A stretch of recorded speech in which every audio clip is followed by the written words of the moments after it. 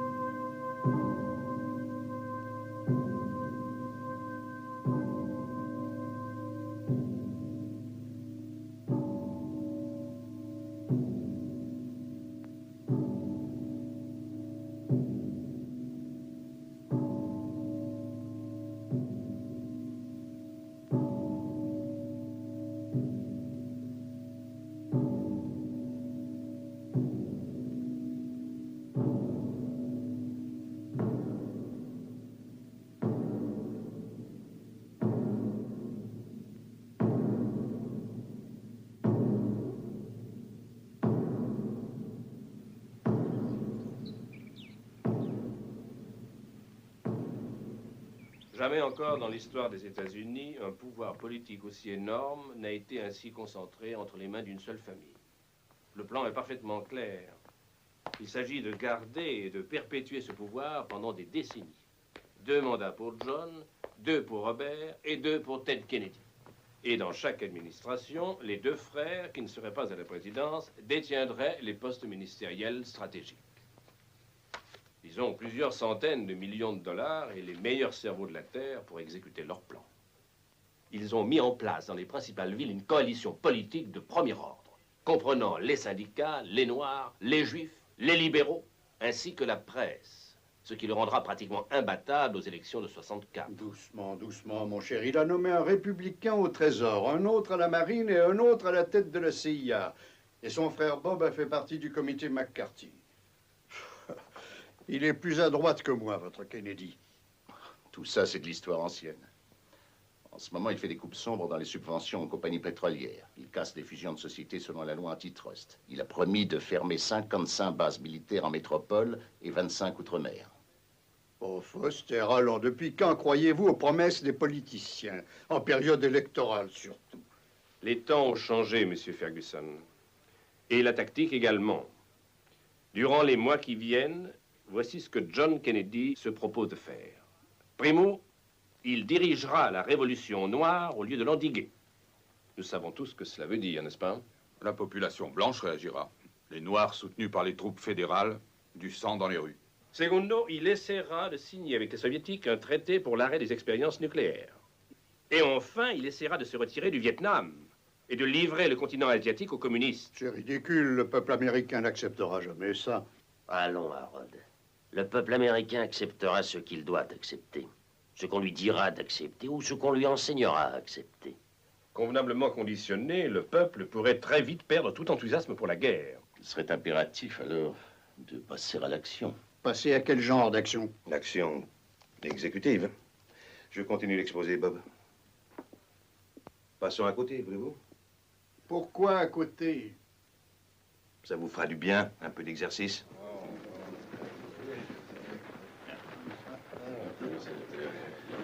Mais non, j'ai le cœur tout à fait normal. Dites-moi, sénateur, à quoi attribuez-vous votre santé de fer? Au whisky sec et aux femmes tendres. Il est incroyable.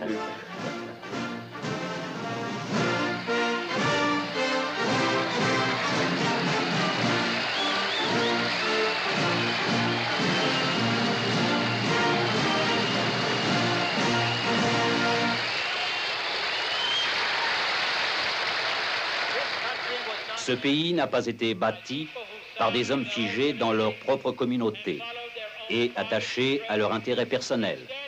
Il a été bâti par des hommes pour qui le changement, c'est le progrès. Et le progrès, c'est le bien-être de notre peuple. C'est cela qui fait la grandeur de ce pays.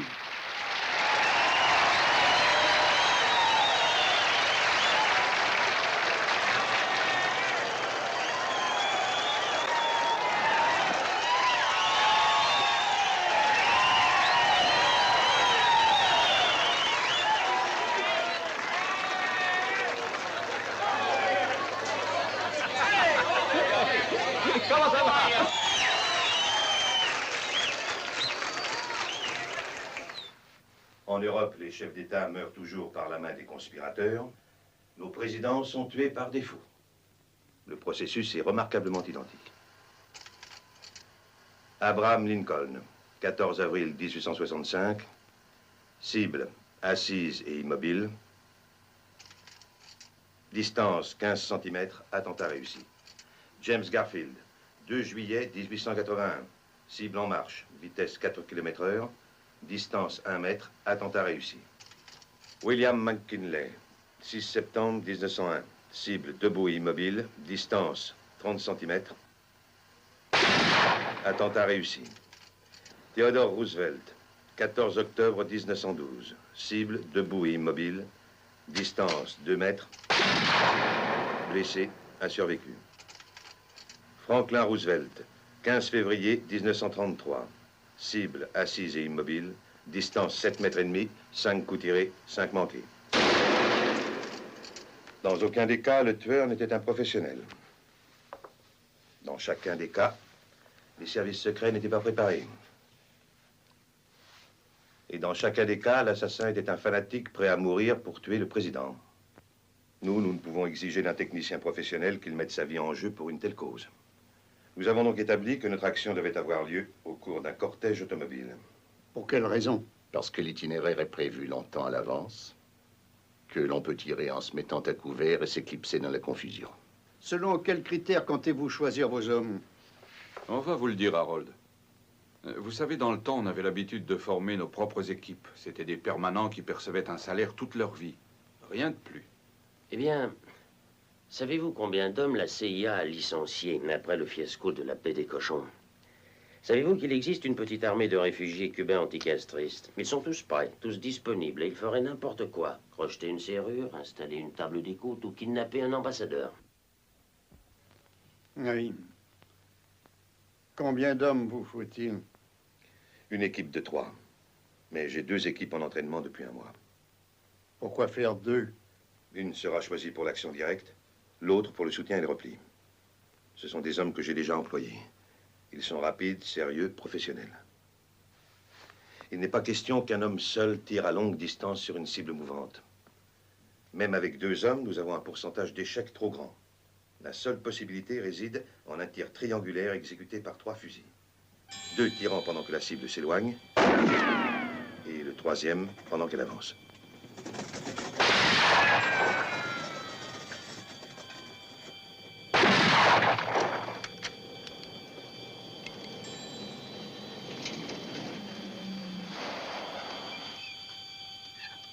Trois coups manqués, 3 impacts. La cible au départ. On met ça, les gars.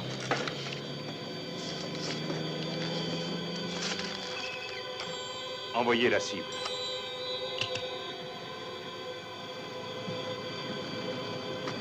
Préparez-vous à tirer.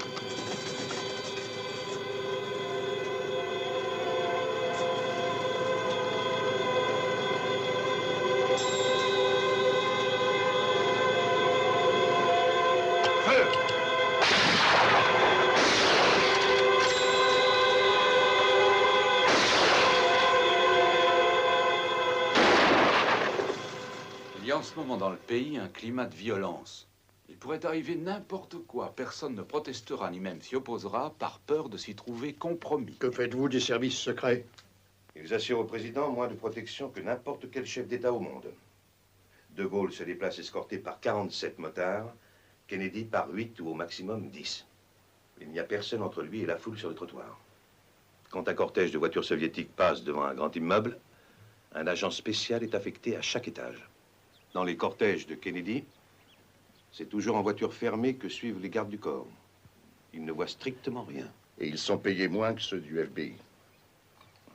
Ils ne s'exercent au tir que 2 fois par an.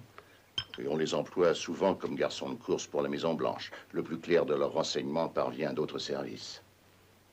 Autrement dit, ils ne savent pas grand-chose. Le FBI ne les lâche pas facilement.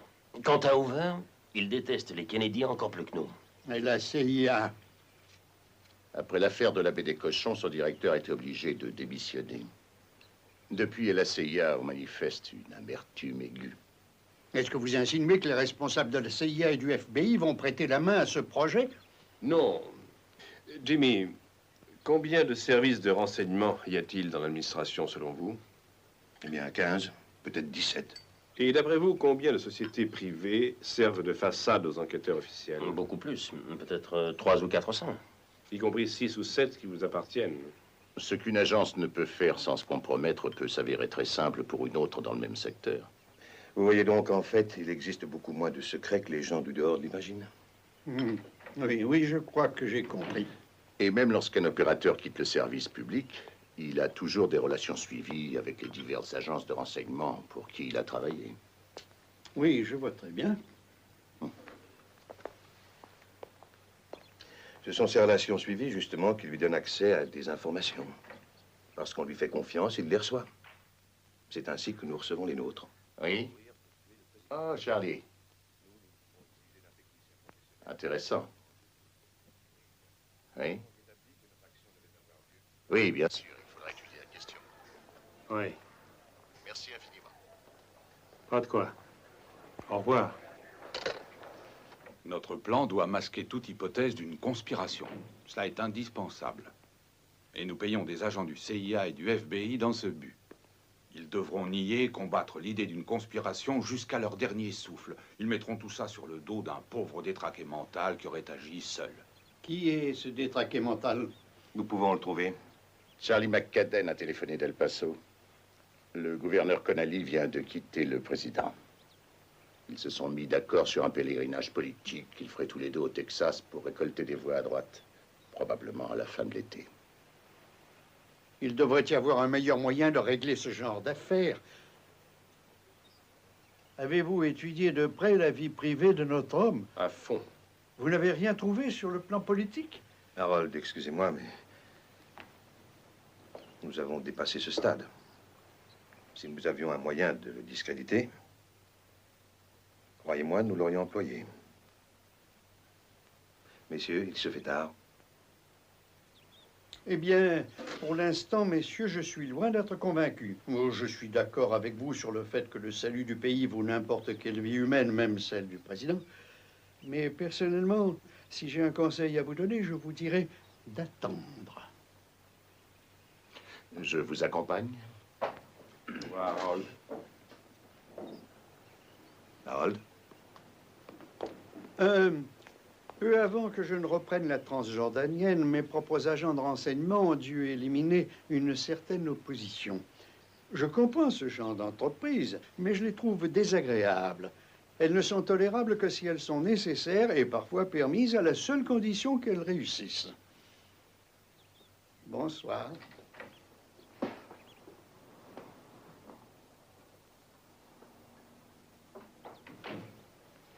C'est moi qui ai dirigé cette opération en Transjordanie. Par exemple. Avec l'aide de l'espionnage allemand. Le chef d'opération que j'avais alors est en ce moment sur place, entraînant l'équipe B. Vas-y, Léo. Enlève.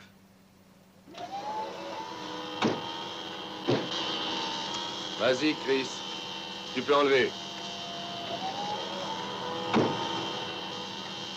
Vas-y, Jess. Enlève-la à 5 mètres. Stop. Comme ça. Ça va, ne bougeons plus. Ça va, verrouille à ce niveau. Allez-y, en route.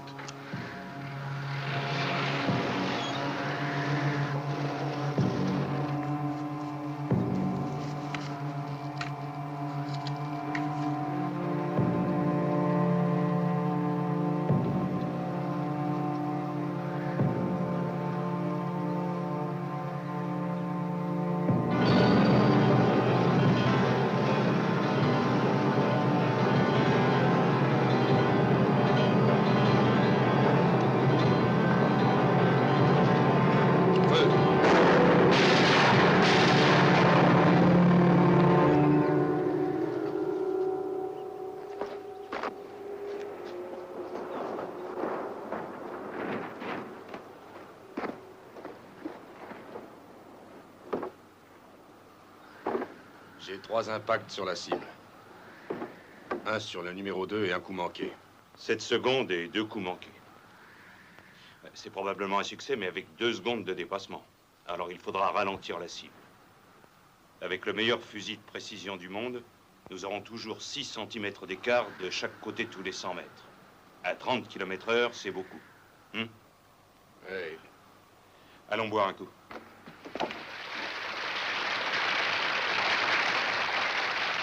L'inauguration de l'université américaine eut un retentissement mondial lorsque le président Kennedy annonça 2 décisions capitales concernant les relations Est-Ouest. S'adressant aux étudiants, M. Kennedy lança un vibrant appel en faveur de la paix mondiale. Le président Khrouchtchev, le Premier ministre Macmillan et moi sommes convenus que des discussions à un haut niveau auront lieu incessamment à Moscou en vue d'un accord rapide sur les termes d'un traité pour l'arrêt des essais nucléaires. Je déclare que les États-Unis s'abstiendront désormais d'effectuer des essais nucléaires dans l'atmosphère, tant que les autres nations feront de même. Cette génération d'Américains en a assez, en a plus qu'assez de la guerre, de la haine et de l'oppression.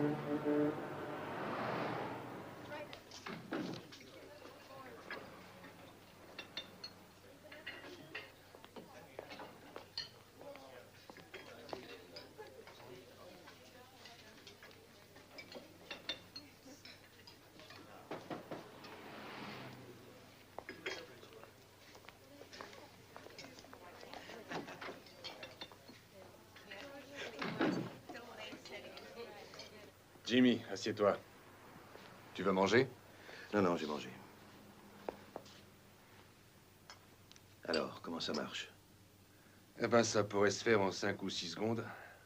Mais seulement si on ralentit la cible à 20 km/h. Autrement, c'est risqué.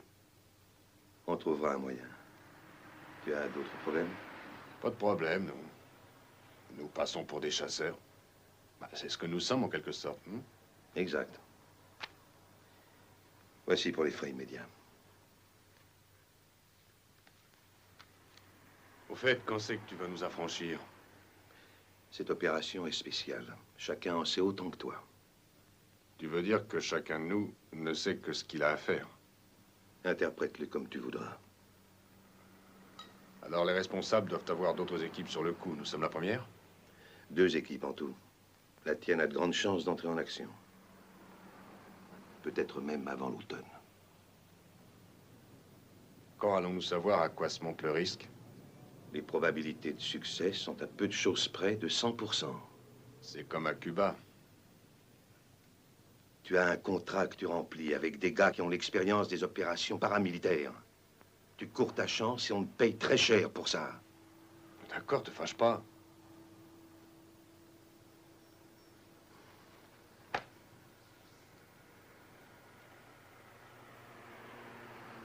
Il y a une chose que je peux te dire. Ta couverture a été mise au point de façon parfaite. Chaque membre des 2 équipes sera sorti du pays dans les 36 heures. Nouveau passeport, nouvelle identité. Plus 25 000 $ chacun comme argent de poche. Continue. Tu m'intéresses. Vous resterez à l'étranger pendant 2 ans. Vous recevrez 25 000 $ par an par la Suisse pendant les 5 années suivantes.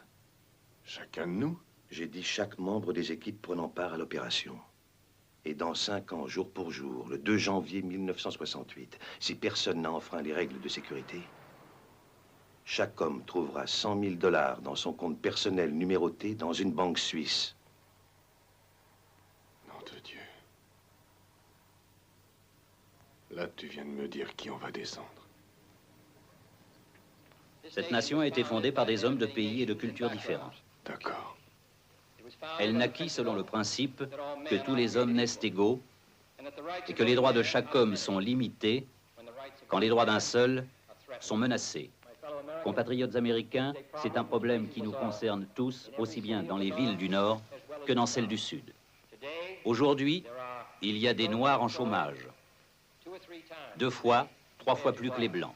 Ils reçoivent une éducation insuffisante. Ils viennent dans les grandes villes et n'y trouvent pas de travail. On leur dénie l'égalité des droits. Pouvons-nous dire à 1/10 de notre population, vous n'avez pas les mêmes droits que nous. Vos enfants n'ont pas le droit d'avoir la même instruction que les nôtres. Le seul moyen pour eux d'acquérir ces droits est-il de descendre manifester dans la rue? Je crois que nous leur devons, comme à nous-mêmes, un État plus libéral. L'ordinateur nous a proposé 14 boucs émissaires, ou mécènes, nous préférons ce terme. Il semble que le plus indiqué soit un certain Lee Harvey Oswald, né à la Nouvelle-Orléans en 1939. Père décédé, mère remariée et divorcée. L'enfant fut placé quelque temps dans un orphelinat, puis il traîna de ville en ville avec sa mère jusqu'à 17 ans. Vous pouvez y aller, Tim. Il a un passé politique extrêmement compliqué. Il a fallu l'endoctriner dans un sens très à gauche. Le 24 octobre 1956, 7 jours après son 17e anniversaire, Oswald s'engage dans le corps des Marines.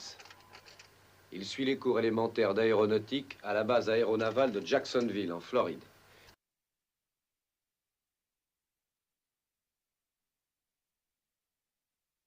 Il commence l'étude de la langue russe et adopte des attitudes pro-communistes. Ses camarades le surnomment Oswaldovitch et le Moujik. Chez les Marines. Ah, je n'en crois rien. On préparait une couverture pour lui. Le contre-espionnage naval? Ça, ou alors la CIA. Continuez, Tim. Il arrive à Ukasta, au Japon, à bord du Bexar, pour une affectation à la base de Hatsugi, à 30 km de Tokyo. C'est pas de là que nous avons envoyé les U-2 sur la Chine? Et d'autres engins également. Il passe en cour martiale le 27 juin, pour avoir renversé son verre sur la tête d'un sous-officier, et pour usage de termes injurieux. Il est condamné à 28 jours de pénitencier militaire. Il n'a eu que 28 jours. On lui donne une couverture, mais on montre qu'elle est factice. Le 17 août 1959, Il demande sa libération anticipée en invoquant la nécessité de subvenir aux besoins de sa mère. Il est libéré le 11 septembre. Ça a été vite réglé. Mais ce n'est rien encore. Écoutez ça. Pour être libéré, il devait fournir un certificat médical. Le docteur Martin d'Anvers, un otorino, lui en délivre un, disant qu'il avait commencé à soigner la mère d'Oswald le 5 septembre. Bien que sa lettre ait été datée du 3 septembre. Bon Dieu, c'est pas croyable. Le même jour, 4 septembre, Oswald demande et obtient un passeport. Je cite, afin de suivre les cours de l'université Albert Schweitzer. Fin de citation. Passeport accordé, valable pour tous les pays d'Europe, y compris l'Union soviétique. Il arrive à Moscou le 16 octobre. Il est sommé de quitter le territoire soviétique le 21 octobre avant 20 h. Les Russes n'ont pas marché. Le même jour, il se taillade le poignet. On l'emmène à l'hôpital Bokinskaya, d'où il sort la semaine suivante. Le 31 octobre, se présente à l'ambassade américaine. Il déclare son intention de renoncer à sa nationalité américaine et de livrer les secrets militaires aux autorités soviétiques. On n'a trouvé aucun document indiquant que l'ambassade a essayé de le dissuader de livrer des secrets militaires. Combien connaissait-il exactement? L'emplacement de nos bases le long de la côte ouest, les fréquences radio de toutes nos escadrilles, tous les signaux de code tactique, les effectifs des escadrilles, les types et les numéros des appareils en service, les noms des officiers commandants, et le code authentique utilisé dans l'entrée et la sortie de la zone ADIZ en radio et en radar. Rien que ça. Le 4 janvier 1960, Oswald reçoit un permis de séjour en Union soviétique valable 1 an. Il commence à marcher. Et le 5 janvier, on lui remet 5000 roubles. Et on l'envoie travailler à la fabrique de radio et de téléviseurs de Biélorussie à Minsk. Ils ont marché. En 1961, il envoie une série de lettres à l'ambassade au sujet d'un éventuel retour aux États-Unis. Quand est-ce que Powers a été descendu avec son U-2? Le 1er mai 60. Oswald était en Russie, mais le rapport n'est pas certain. Ils avaient repéré nos U-2 depuis longtemps. Merci, Tim, je prends la suite. Bien, monsieur. Le 17 mars, il rencontre une jeune femme, licenciée en pharmacie. 6 semaines plus tard, il se marie. À la suite des lettres d'Oswald à l'ambassade, celle-ci est avisée par le département d'État que pour des raisons de sécurité, Oswald devait recevoir un passeport. Il engage de longues tractations avec les Russes pour avoir le visa de sortie de sa femme. Mais de notre côté, les choses allaient comme sur des roulettes. L'ambassade lui délivre un passeport. On leur prête 435 $ pour leurs frais de voyage. Et il passe le contrôle de l'office d'immigration le 13 juin 1962. En route pour Fort Worth. Quelqu'un les attendait, l'office d'immigration? Un représentant d'une quelconque association de voyageurs. Un nommé Ralph Waterford, disant qu'il venait les aider à passer la douane. Est-ce que ce nom vous dit quelque chose? Il y a un Ralph Waterford qui résidait à Formose et qui était secrétaire général de la campagne mondiale contre le communisme. Qui l'aurait envoyé, d'après vous? Dieu seul le sait. Dans ces eaux-là, il y a tellement d'agents doubles et triples qu'il est difficile de les dénombrer tous. Tim? Tous les services de renseignement ont des dossiers sur Oswald. Nous savons que l'an dernier, le FBI l'a interrogé 2 fois. Il y a un document qui dit que le procureur du Texas et le procureur du district de Dallas l'ont fiché depuis longtemps comme étant l'informateur du FBI S-172. Il pourrait l'être. Il passe à l'Est puis revient. Personne ne l'inquiète, il pourrait servir n'importe qui. La CIA, le contre-espionnage naval, au choix. Naturellement, à l'échelon le plus bas, il se fait quelques dollars, ici et là. Peut-être un peu de double jeu. Maintenant, écoutez. Le 27 janvier de cette année, il achète par correspondance un Smith & Wesson 38, sous un faux nom. Et en mars, il se fait livrer un fusil calibre 6 mm et demi, Mannlicher Carcano d'occasion. Au mois de mai, il distribue des tracts pour Cuba dans les rues de Dallas. Est-ce qu'on peut compter sur ce genre d'individu? Nous ne comptons pas sur lui. Nous l'utilisons. J'ai un homme collé à lui comme son ombre.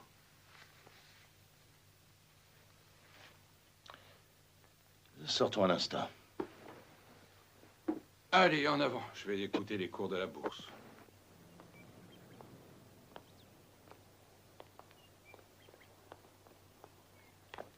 Le Le vrai problème, mon cher Jim, c'est que dans 20 ans, il y aura à peu près 7 milliards d'êtres humains sur notre planète. Pour la plupart jaunes, noirs ou bruns. Tous affamés. Et tous portés sur l'amour sans contrôle. Leurs légions viendront bientôt se déverser en Europe et en Amérique du Nord. D'où le Vietnam. Un engagement total là-bas nous assurera pour des décennies le contrôle de l'Asie du Sud. Avec un planning approprié, nous pourrons réduire la population mondiale à 550 millions d'ici à la fin du siècle. Je connais la question. J'ai étudié les chiffres. À nous entendre, on croirait des dieux lisant le livre du jugement dernier. Il faut bien que quelqu'un s'en occupe. D'abord, les nations en cause ne s'en trouveront que mieux. Ensuite, les techniques mises au point là-bas pourront servir à réduire le surplus de nos propres populations. Noirs, portoricains, mexico-américains, miséreux de race blanche, et ainsi de suite.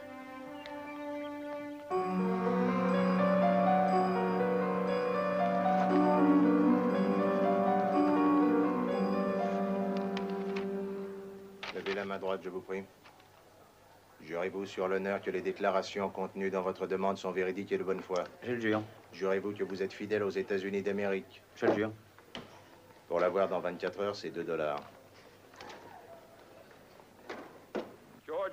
L'écrivain irlandais George Bernard Shaw, définissant une conception de la vie, disait « Certaines personnes regardent les choses et disent « Pourquoi ?» Mais moi, je rêve de choses qui n'ont jamais été et je dis « Pourquoi pas ?» Les problèmes du monde ne peuvent absolument pas être résolus par les sceptiques ou les cyniques dont l'horizon est limité par les réalités évidentes. Oui?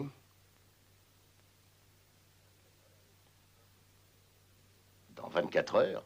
Pas seulement ça. Il a déclaré dans sa demande que son précédent passeport avait été volé et qu'il avait l'intention de repartir en Russie. Il n'a pas pu inventer ça tout seul. Comment? On lui vole son passeport et dans un délai de 24 heures, il en soigne un autre pour repartir en Russie? Oh, il a un protecteur, ce n'est pas possible. Oh oui, c'est certain. Il vaut son pesant d'or.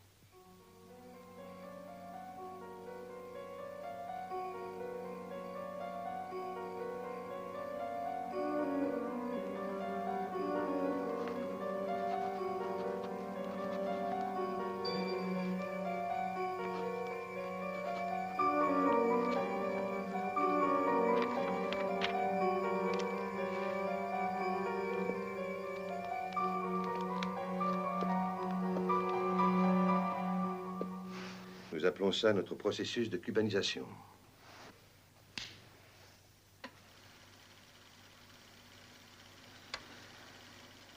Nous voyons ici notre mécène distribuant des tracts pro-cubains dans Cabal Street, à la Nouvelle-Orléans.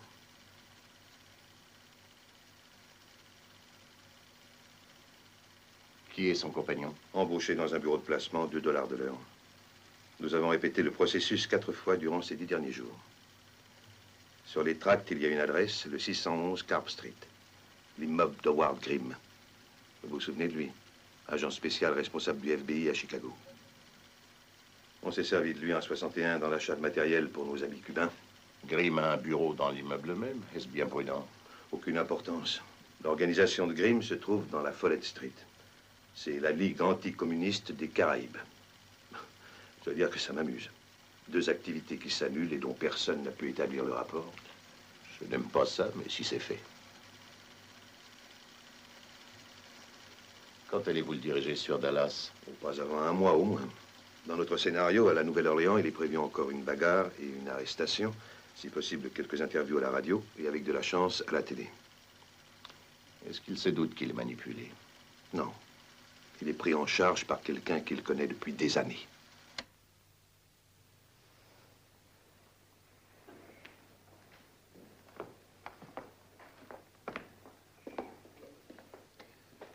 Vous avez des nouvelles du vieux? Pas encore. On peut y aller sans lui? Difficile à dire. Très difficile. Il me semble que nous devons avancer dans l'espoir que Kennedy fera un pas dans notre direction. Merci. Un peu d'eau seulement.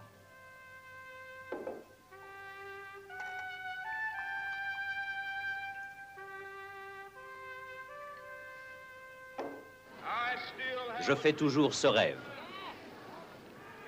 C'est un rêve profondément enraciné dans le rêve américain. Je fais le rêve qu'un jour, cette nation se lèvera pour se conformer au sens de ses croyances. Nous tenons cette vérité comme évidente, que tous les hommes naissent égaux.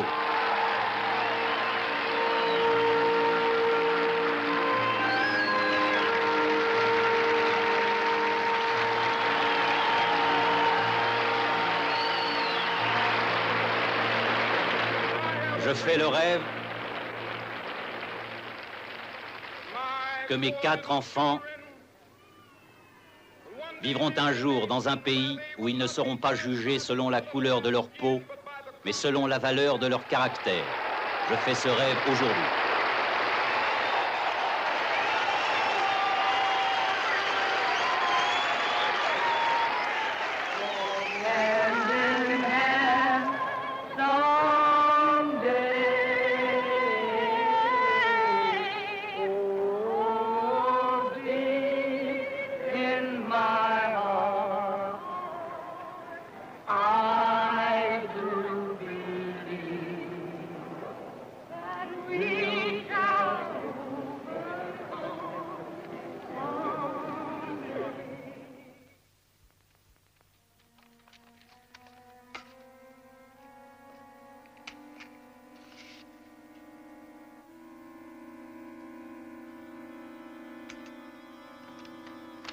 Dieu a parlé.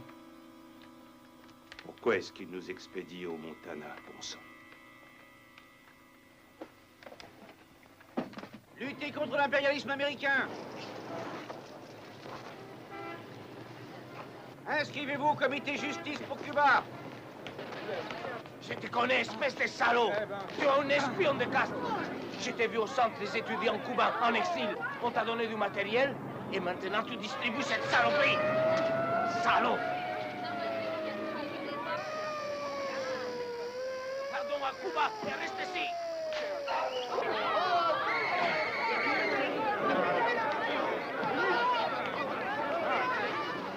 Allez, emmenez-le.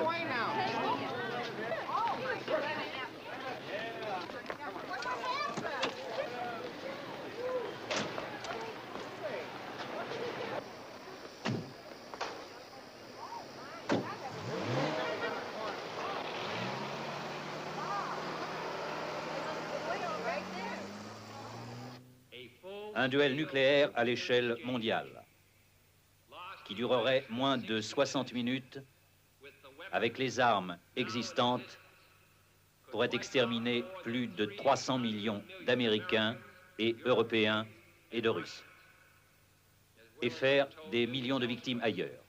C'est pour cela que je défends le traité d'interdiction des essais nucléaires. Ce n'est pas parce que nous aurons la vie plus facile dans notre temps, mais parce que nous avons une chance de ne pas être calcinés. La raison pour laquelle je suis inquiet au sujet de ce traité,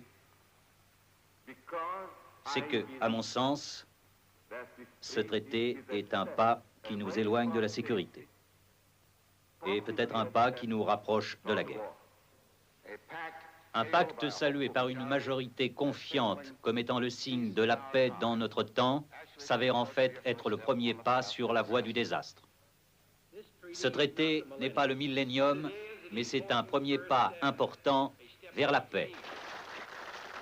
Qu'il soit écrit que nous, dans ce pays, dans notre temps, avons fait le premier pas. C'est comme ça que notre homme prépare le climat qui conduira à sa mort. C'est déjà arrivé, avec Jules César. Dans cet esprit, vous avez des nouvelles de notre vieux Brutus? Ce que Ferguson a dit équivaut en fait à « on vous écrira ». Et comment va votre Brutus? Oh, il va très bien. Il s'occupe d'un comité justice pour Cuba qui n'existe que dans sa tête. Il écrit des lettres au Parti communiste à New York.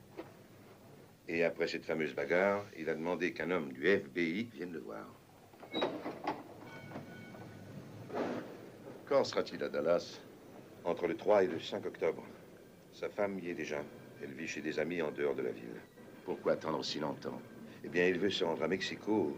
Il espère avoir un visa pour aller à Cuba. C'est vous qui l'y envoyez? Non. Mais il est difficile de l'en empêcher sans provoquer des bagarres avec notre agent. En tout cas, je n'y vois aucun mal, et vous? Ce type-là est un génie. Grâce à lui, le FBI va surveiller la CIA, pendant que la CIA surveillera le FBI. Bientôt, personne ne saura plus pour qui il travaille. Pour ma part, je vais organiser 2 répétitions avec cibles vivantes, une pour chaque équipe. Bien. Et autre chose, Bob. Cette opération terminée, je me retire. Oui, oui, je comprends. Il nous arrive parfois d'avoir les nerfs qui flanchent. Autrement, on serait tous à foutre à la poubelle.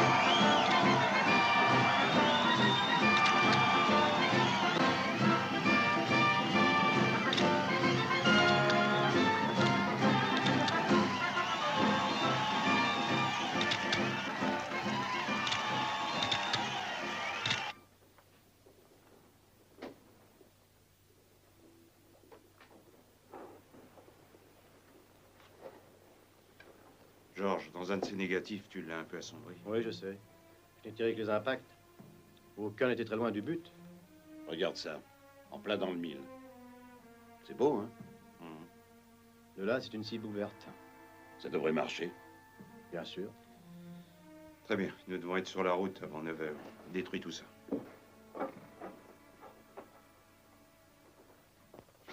Tim, montrez-leur l'itinéraire idéal pour le cortège.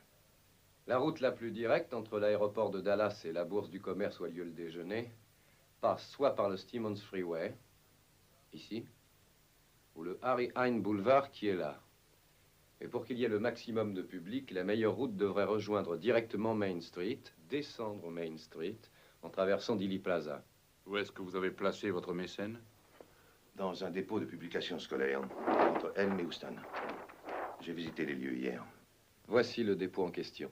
Afin que le cortège de voitures passe devant, il doit prendre un virage à droite dans Houston Street et à gauche dans Elm Street, jusqu'au souterrain qui passe sous le Stevens Freeway.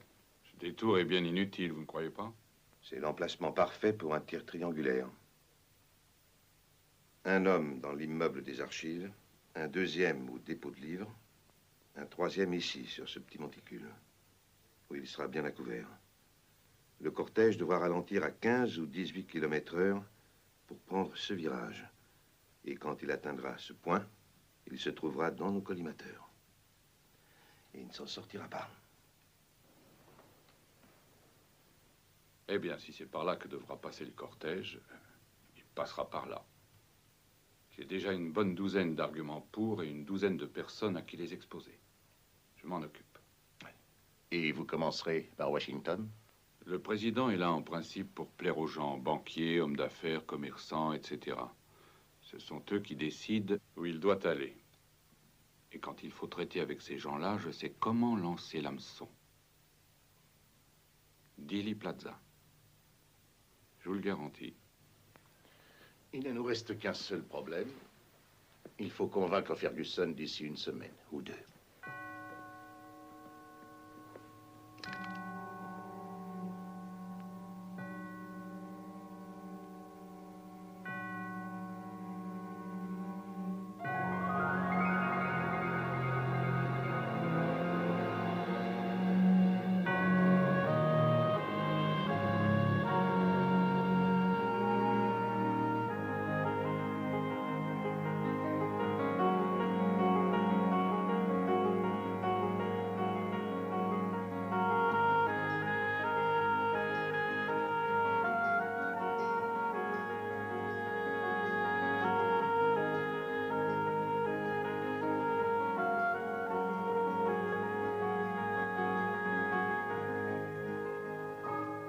Ce soir, à Saïgon, la situation est explosive. Des émeutes éclatent un peu partout.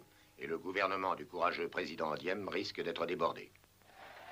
Des étudiants de gauche et des activistes bouddhistes manifestent dans les rues, tandis que les troupes gouvernementales essayent de les disperser.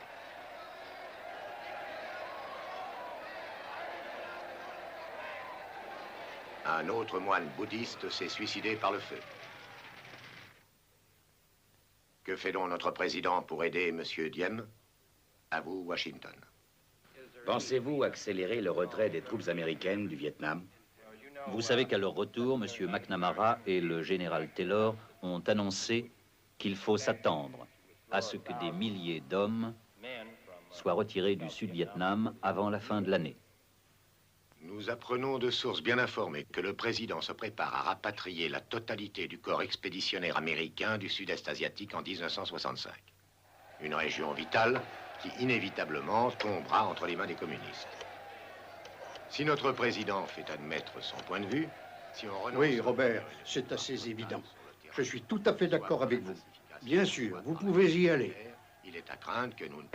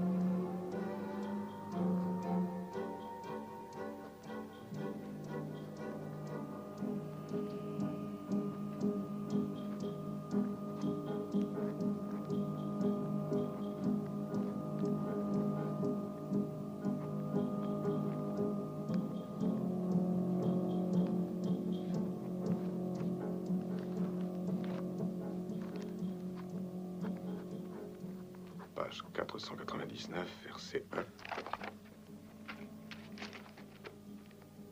Job ne reviendra jamais dans son logis et ne sera jamais reconnu dans sa demeure.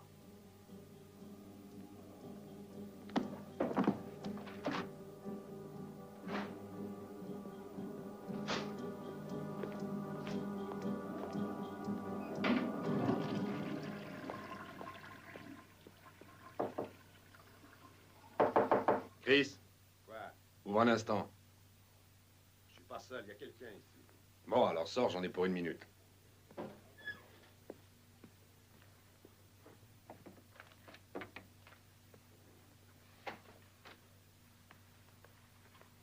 Je reviens tout de suite.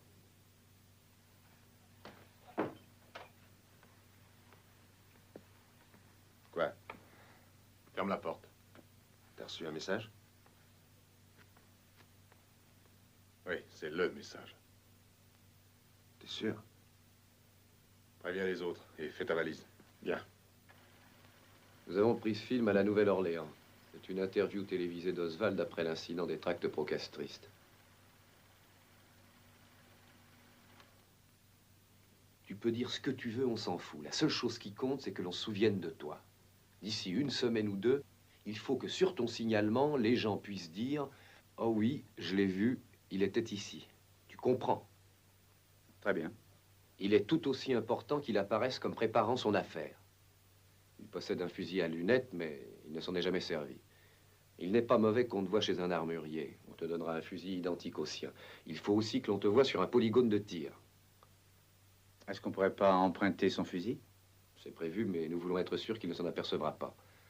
Allez, on va travailler un peu. Mais cela ne veut pas dire pour ça que je suis un communiste. Quelle est la différence? Bien, il y a une assez grande différence. Ainsi, il y a des partis communistes dans divers marxisme, marxisme comme au Ghana. Au Ghana. Certains pays ont certaines caractéristiques appartenant à un système socialiste, comme en Grande-Bretagne. Médecine sociale. Ce sont là les différences qui existent entre un pays totalement communiste et certains pays des principes de base marxistes. Et dans votre comité Justice pour Cuba, qu'est-ce que vous voulez exactement? Nous voulons le retour des relations diplomatiques, touristiques et commerciales avec Cuba.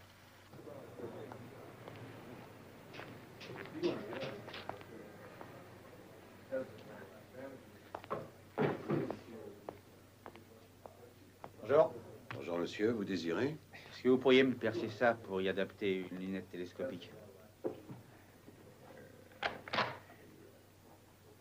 Oui, c'est possible. Combien de temps faudra-t-il? Je dois m'en servir ces jours-ci. Eh bien, il faut compter au moins 2 jours. Ça ira. À quel nom? Lee Harvey Oswald. Bien. Merci. 912 Martin Street. Irving. Garage. D'accord. Je te tiens au courant.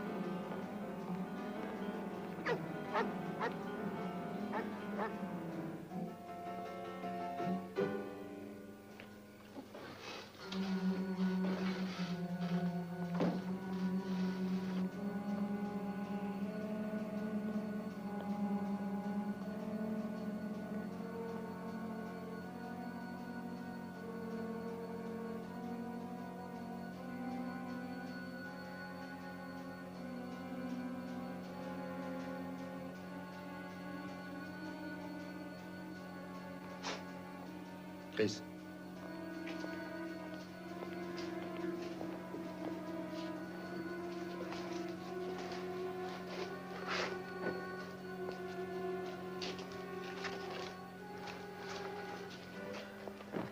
Tiens, dis-nous ce que t'en penses. C'est un Mannlicher Carcano. Oh, bon Dieu. Les Italiens ne le fabriquent plus depuis 41. Ça fait 22 ans. Eh bien, on s'en va.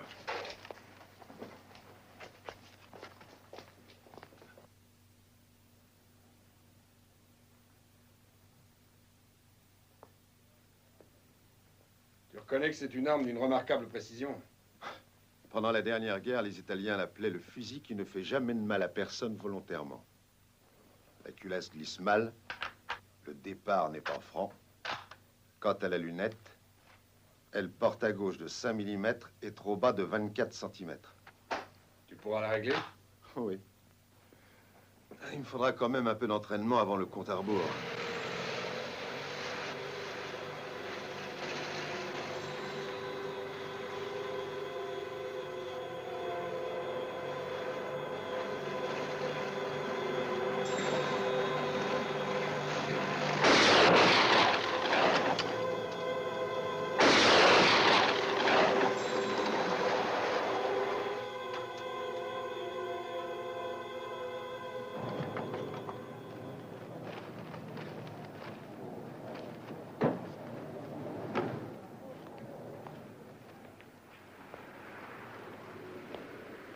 Ah, une affaire de premier ordre, monsieur. Si c'est une voiture de qualité que vous recherchez, vous n'aurez qu'à vous en féliciter. Combien? 1995. Avec radio, chauffage, flanc blanc, compris. Dites donc, si c'est une affaire de première, pourquoi elle n'est pas vendue? Hein? Ah ben, je l'ai rentrée il y a juste 2 jours. Mon œil, oui. Je l'ai déjà vu lundi dernier, dans votre parking. Alors, la voiture qui était ici la semaine dernière était du même modèle, mais c'était pas du tout celle-là. Combien vous l'avez vendue? $100 de plus que le prix de celle-ci. C'est pas vrai. Vous avez fait ça à un pauvre con qui prenait le Texas pour un paradis? Qu'est-ce qu'il a, le Texas? Et pourquoi vous insultez le Texas comme ça? Parce que si j'étais médecin et que la planète ait besoin d'un lavement, c'est ici, à Dallas, dans le Texas, que j'introduirais la canule. Si vous voulez que je vous casse la gueule, osez dire qu'il y a un plus beau pays que le Texas. Oui, la Russie. Et en Russie, ils font une voiture qui s'appelle Volga. Va donc, salaud de communiste, fous le camp et reviens plus ici, hein? Puis d'abord quittez, toi, espèce de petit con. Hein? Je m'appelle Oswald. Lee Oswald. Tu peux le noter sur tes tablettes, mais pour ça, il faudrait d'abord que tu apprennes à écrire. Ça nous sera utile au moment voulu dans un écho pour la presse. Le visage n'est pas assez ressemblant. Je ne m'y laisserai pas prendre.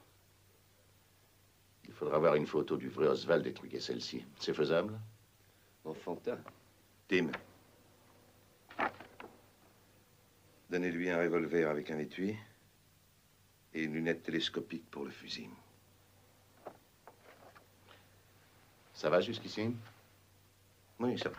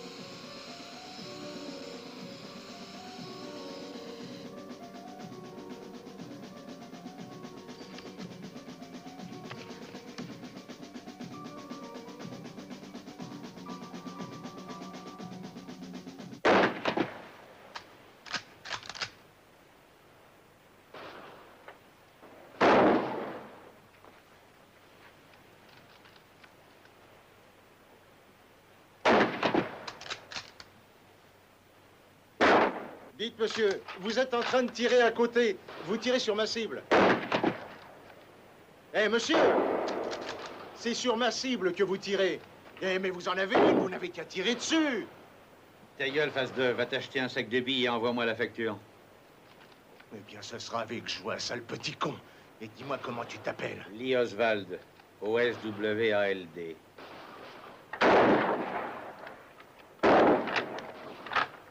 Hé, Ralph!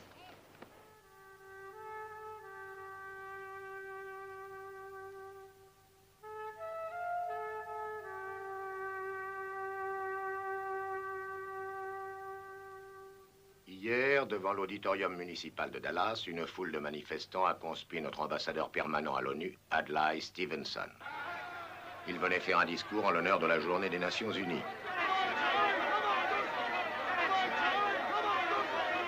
Dans la salle, l'assistance était encore plus houleuse qu'à l'extérieur.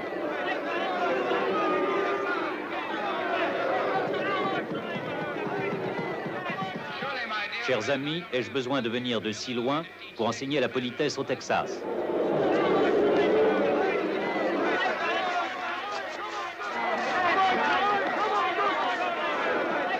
Je voudrais que les contestataires puissent entrer et s'asseoir. Pour ma part, je crois au pardon des péchés et au rachat de l'ignorance. Stevenson a confié à quelques amis qu'il allait conseiller au président Kennedy d'annuler la visite qu'il doit faire prochainement à Dallas, parce qu'une vive hostilité semble régner dans cette ville.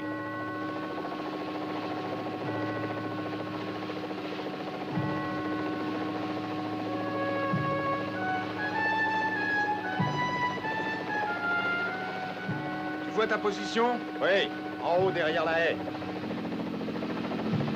Bon, on va redescendre.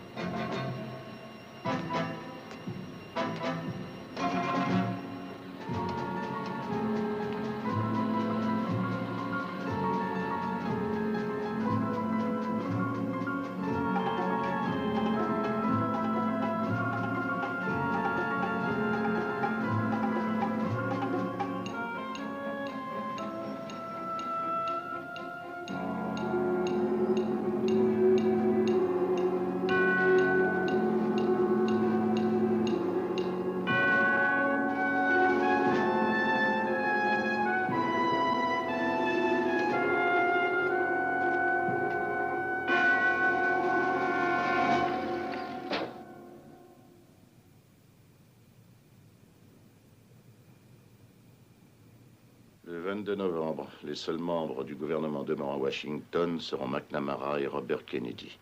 Les secrétaires d'État au Trésor, à l'intérieur, au commerce et au travail seront dans l'avion en route pour Tokyo.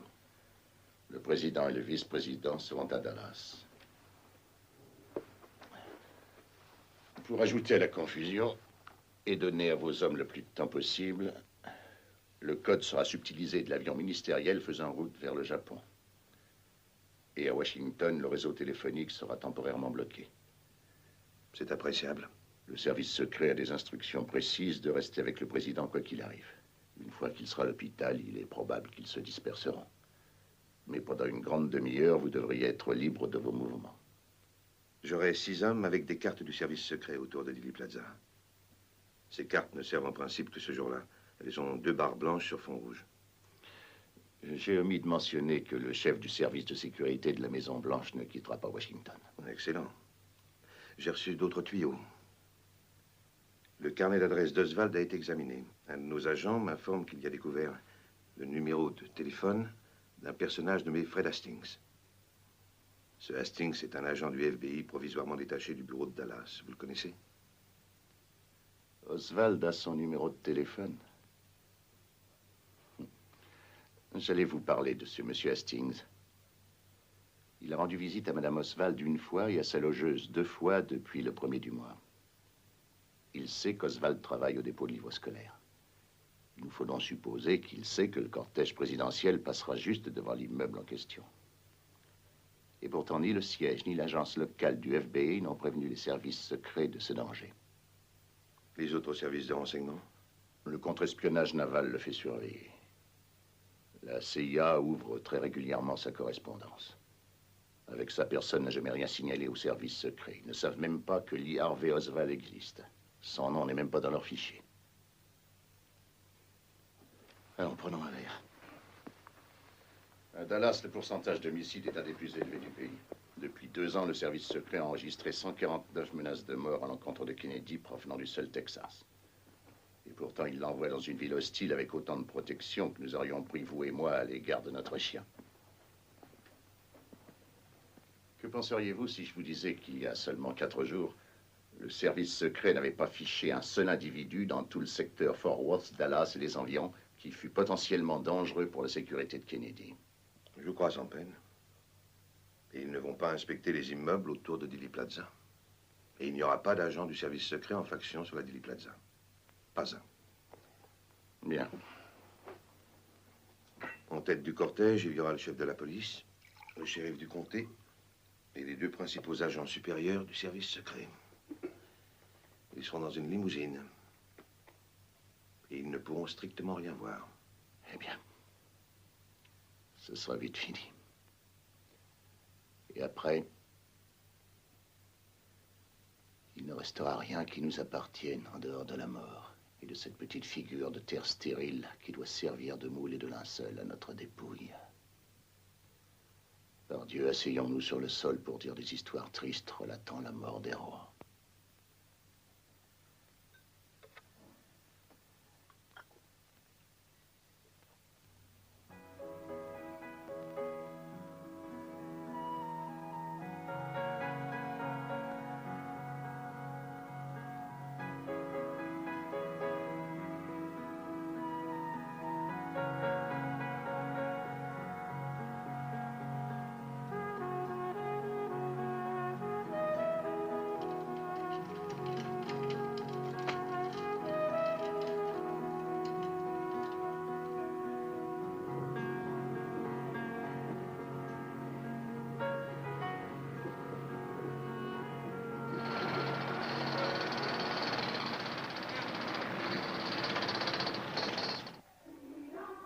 Le président Kennedy reçoit un accueil extrêmement chaleureux ici à Fort Worth, la 3e étape de son circuit éclair du Texas.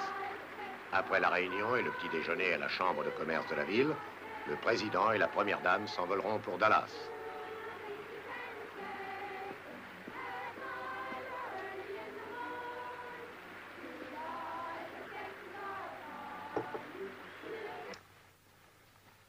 Un de nos hommes nous envoie ce rapport de Fort Worth. La nuit dernière, à Fort Worth, 9 agents du service secret sont allés boire quelques verres au club des journalistes. 7 d'entre eux y sont restés jusqu'à 2 heures du matin. Les 3 gardes de nuit ont quitté l'hôtel et sont allés à la discothèque. Le règlement du service secret stipule que l'usage des boissons alcooliques est strictement défendu aux agents qui voyagent en mission extérieure, ce qui était leur cas. 4 des 9 qui étaient en infraction hier soir ont de grandes responsabilités dans le cortège présidentiel.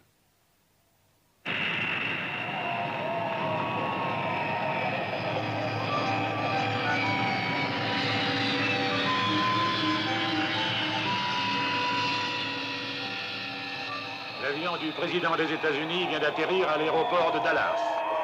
On peut voir le sigle sur le fuselage.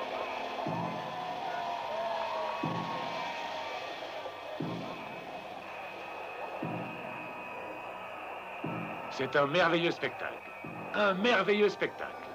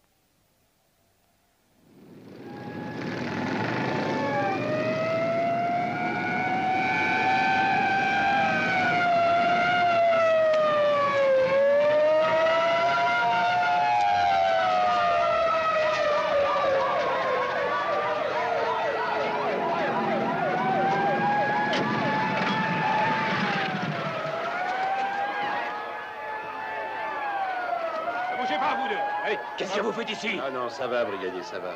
Service secret. Service secret.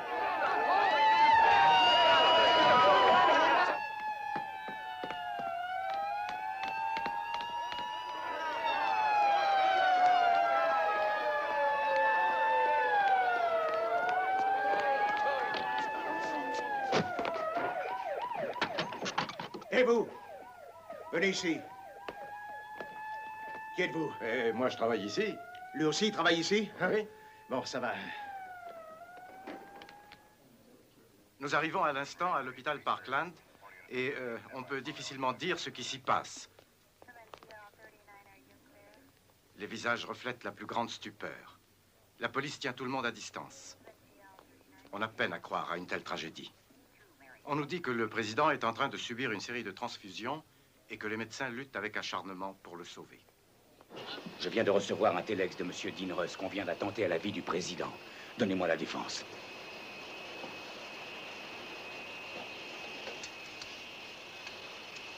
Je ne comprends pas, le code a disparu.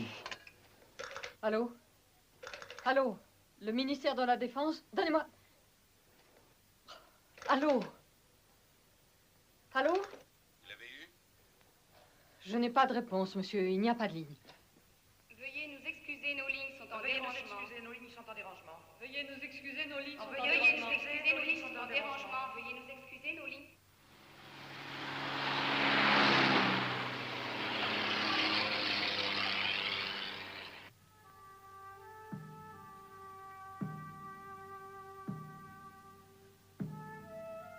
Mesdames et messieurs, le président est mort. On vient de nous annoncer que le président John Kennedy est mort. On lui a administré les derniers sacrements selon le rite de l'Église catholique. Aucune nouvelle d'Oswald.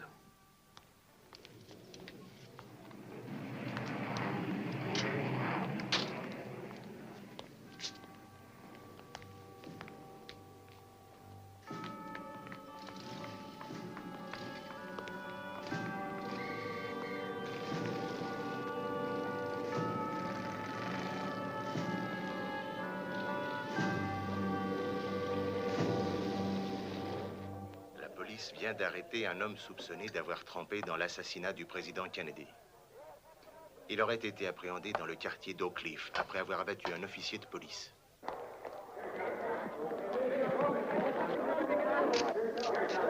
Non, j'ai rien à dire, non. Non, monsieur, je n'ai tiré sur personne. Je suis le bouc émissaire. Je porte le chapeau. Son arrestation n'était pas prévue comme ça dans le scénario. Aucun scénario n'est parfait. Il est probable qu'il s'est aperçu qu'on le manipulait. Il sort du dépôt des publications, rentre chez lui voir si son fusil est là. En route, il rencontre un policier et perd les pédales. Essayez de savoir comment ça s'est passé. L'homme a été identifié. C'est un certain Lee Harvey Oswald. Mais je ne peux plus rester à Dallas. Publication scolaire dont le bâtiment donne sur Dealey Plaza où le président a été tué. Pour l'instant, la police ne communique aucune... C'est terrible, Amy, terrible. Non, tu comprends pas. Il faut que je quitte cette ville.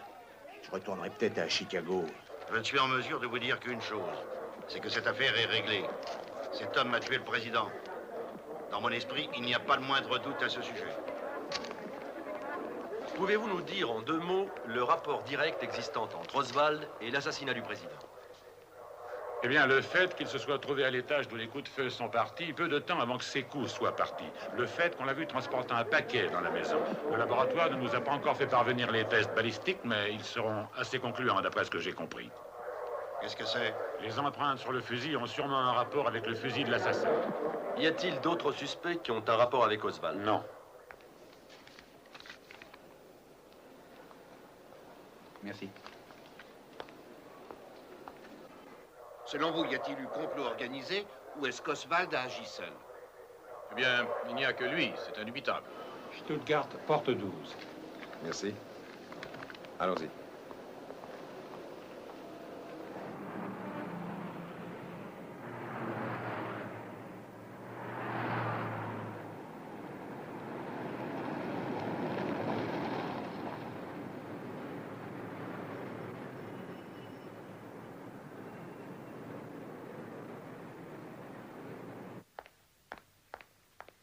Jacques? Mais pourquoi est-ce qu'il n'y a personne? Ben, la boîte est fermée, t'as pas vu l'écriteau? Non, je suis entrée par la porte de service. Qu'est-ce qui ne va pas? Ce qui ne va pas. Ben alors tu lis pas les journaux? Mais tu seras toujours une pauvre conne. On a assassiné Kennedy cet après-midi. Je sais qu'on l'a assassiné, Jack, mais je vois pas pourquoi on fermerait. Parce que ça fait sérieux, voilà tout. Allez, fous le camp. Rentre chez toi. D'accord. Attends une minute. J'ai donné ton téléphone à un gars. Il s'appelle Burger. Henry Burger. C'est un flic, un nouveau. Il aime pas être seul. Mais il se peut qu'il t'appelle ce soir. Alors arrange-toi pour qu'il s'embête pas. Hein. D'accord. Il ne s'embêtera pas.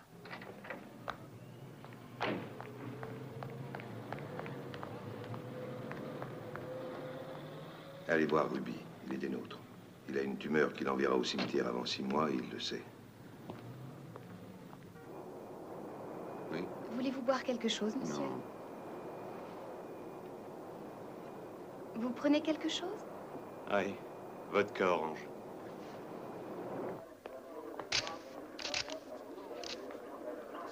Je vous assure que je ne comprends pas cette situation. Personne ne m'a rien dit. On m'a rien dit, enfin, excepté que je suis accusé d'avoir abattu un officier de police. Je ne sais rien de plus et j'insiste pour qu'une personne se présente et qu'elle puisse me donner une assistance juridique. Avez-vous tué le président? Non, je ne suis pas accusé de ça. En fait, on ne m'a encore rien dit à ce sujet. La première fois que j'en ai entendu parler, c'est au moment où les journalistes dans le hall m'ont posé cette question. Dans quelles circonstances avez-vous été blessé? Un policier m'a frappé.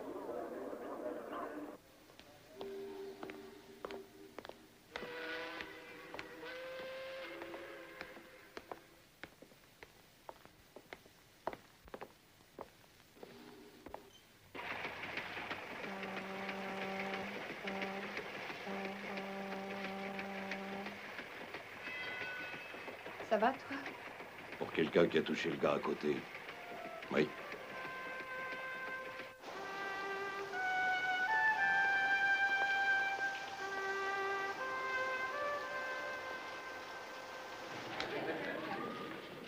Le voilà.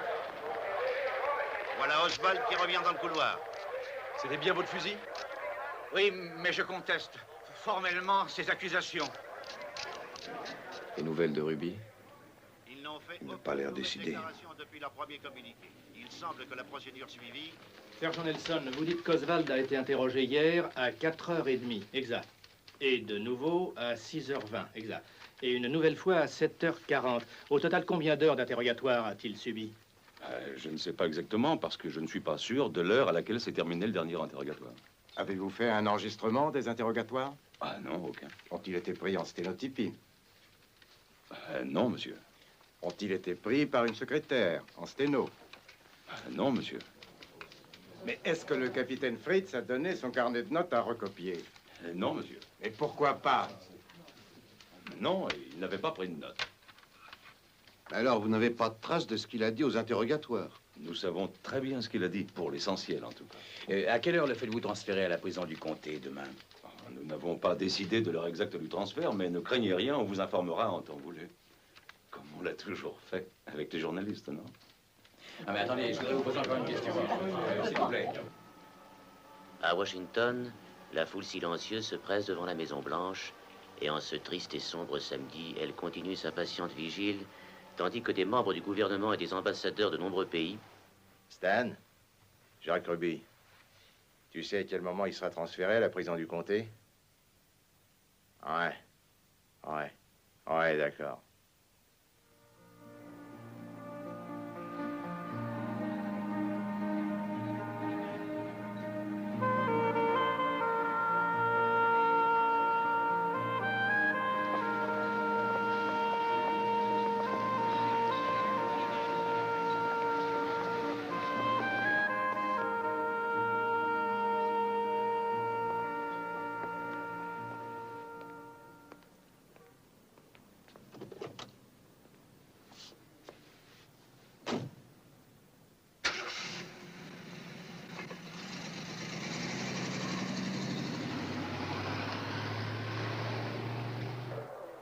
D'après vous, quelles sont les raisons qui l'ont poussé à commettre cet acte?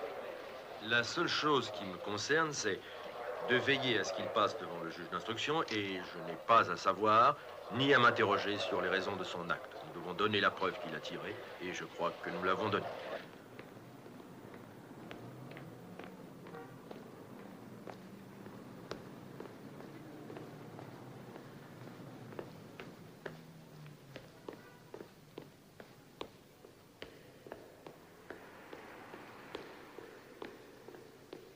De combien de cas semblables vous êtes-vous occupé, en fin de cas où la peine de mort était requise? Depuis que je suis procureur du district, nous avons requis la peine de mort dans 24 cas.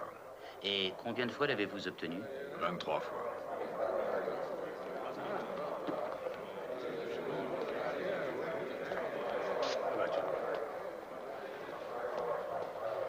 Ah, voilà Oswald.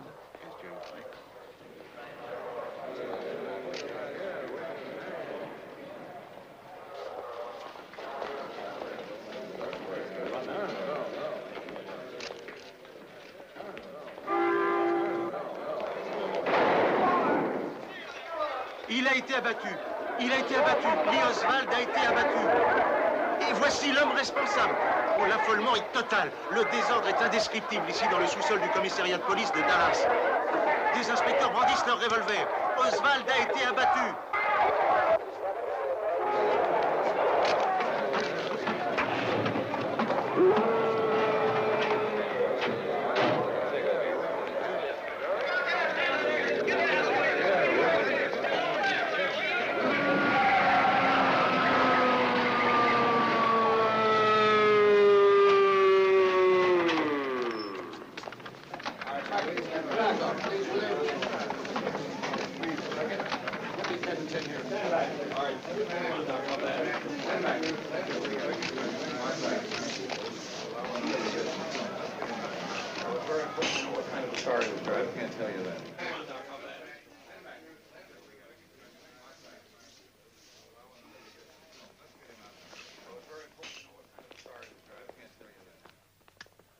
Pourriez-vous affirmer, sur la base de toutes les preuves que vous possédez, et par-delà un doute raisonnable, que dans votre esprit, Lee Oswald est bien l'assassin du président Kennedy? Je vous dirai que sans aucun doute, Oswald est l'assassin. La loi dit par-delà un doute raisonnable et une certitude morale que j'ai. Moi, je dis sans hésiter qu'il est l'assassin du président Kennedy. Pour vous, cette affaire est classée? En ce qui concerne Oswald, oui, elle est classée. C'est tellement peu plausible que je ne vois pas comment quelqu'un peut y croire. Tout le monde y croira, parce qu'ils veulent y croire. Il faut qu'ils y croient. Le peuple, le gouvernement, tout le monde. Même son frère? C'est lui le garde des Sceaux, enfin, voyons. C'est vrai. Mais il ne raisonne pas en tant que garde des Sceaux ce soir. Il porte le deuil d'un frère assassiné. Le temps que son chagrin s'apaise, tout son pouvoir aura disparu. Et il sera trop tard. Oui? C'est cela? Qu'on n'enlève pas le corps. Nous prendrons des dispositions demain. C'est cela, merci. C'était Tim. Jimmy Farrington. Une crise cardiaque.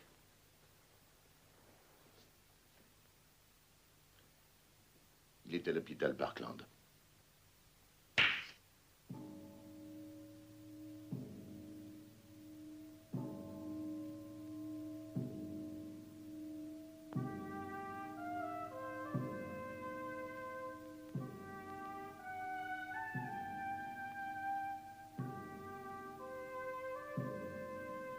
Durant les 3 années qui suivirent les meurtres du président Kennedy et de Lee Harvey Oswald, 18 témoins moururent.